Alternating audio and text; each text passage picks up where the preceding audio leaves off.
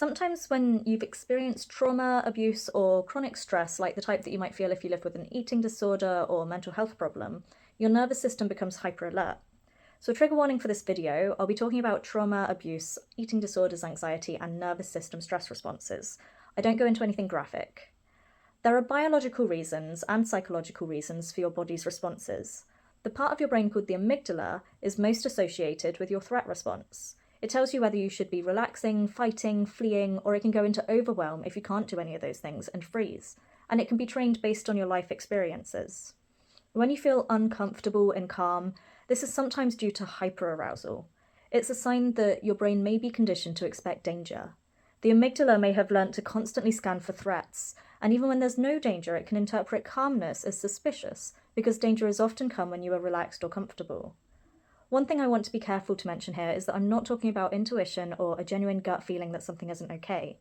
Anxiety that spikes across many calm, objectively safe environments often points to what I've been describing, a nervous system trained to expect danger. But anxiety that spikes specifically around certain people, places, or situations might be a legitimate warning worth listening to. It can help to ask yourself whether there are concrete, specific things in your environment that concern you, rather than a vague background tension. I'm planning a separate video on telling the difference between hypervigilance and genuine intuition, because it does deserve its own space.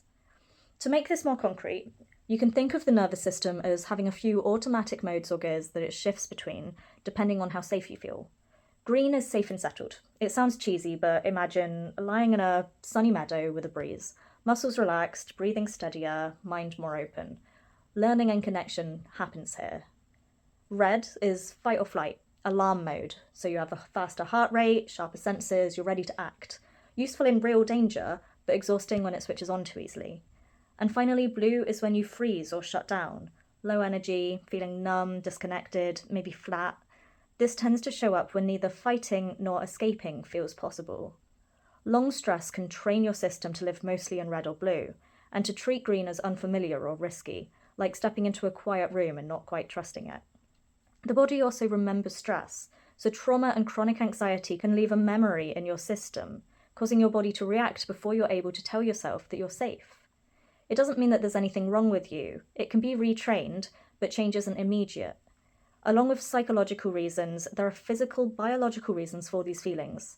For example, stress hormones like cortisol and adrenaline are elevated for long periods in trauma.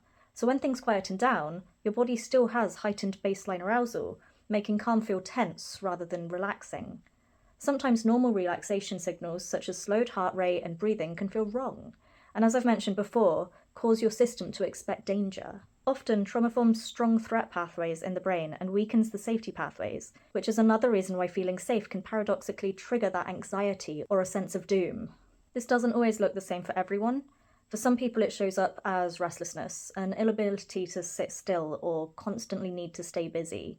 For others it's a creeping sense of doom, or physical symptoms like a tight chest or shallow breathing. Some people feel emotionally numb or flat when they're calm, rather than anxious, which is that blue state showing up.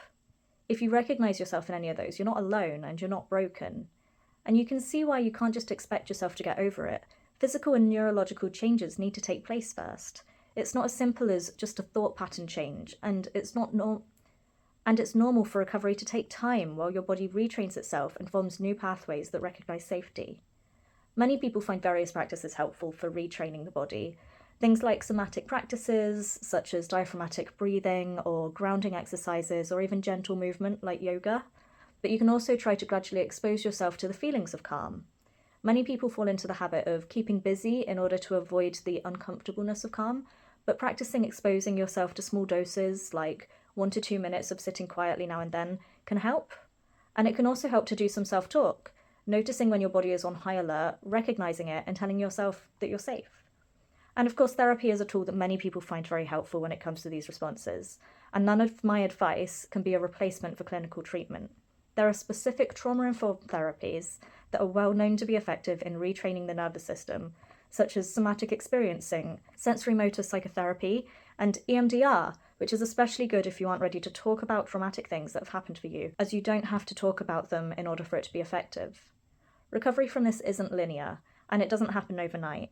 but it does happen. I think no matter what, though, shame and negative self-talk will never help recovery. Having compassion for yourself while your body is learning a completely new pattern, calm is safe, and avoiding judging yourself can make a huge difference. Your body is protecting you based on past experiences, not ignoring the present. Thank you.